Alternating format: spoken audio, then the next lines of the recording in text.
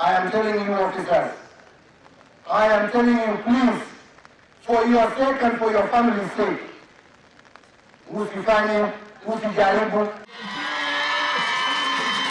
It is a warning that would mark the revival of the National Youth Service projects, which 5 months ago ground to a halt due to rampant corruption in the devolution ministry. 791 million shillings could not be accounted for at the NYS. We will not entertain it a second time round. And I hope that message goes out clearly. And though once bitten, President Uhuru Kenyatta did not shy away from relaunching the projects first in Kisii, Kisumu and Kibra constituencies. With a new head in command, Public Service, Youth and Gender Affairs Cabinet Secretary Kariuki, a woman with the enormous task of tackling graft at the ministry.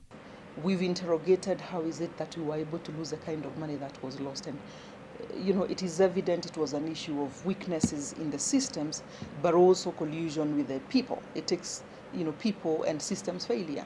And in the space we have been in office the last 4 months, we have corrected this to the extent that is humanly possible. We have a new leadership in office, which again, any of the persons that may have been implicated or involved really is not, getting very involved with or at all getting involved with this program going forward. The ministry, according to Cecily, will focus first on completing the next 2 months the stalled projects in the 72 constituencies, most of which were at the 70% completion stage, as the ministry works on changing strategy on the launch of new projects in new constituencies before next year's general election.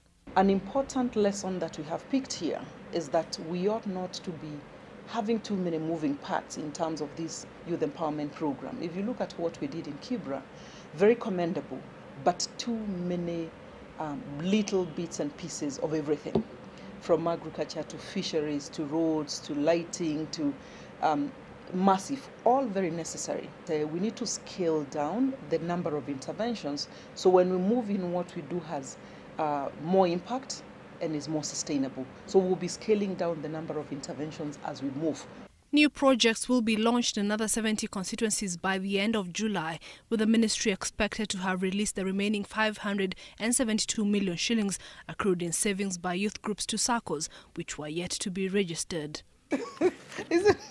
And as she embarks on what was the downfall of her predecessor, Public Affairs Secretary Kariuki says she is well aware of the task ahead, including the politics that surround the NYS projects. I am concerned because already I pick vibes that this is viewed as a political program, not so much as a social development program. And at every possible opportunity, I'm inviting the politicians at whatever level to put our youth first.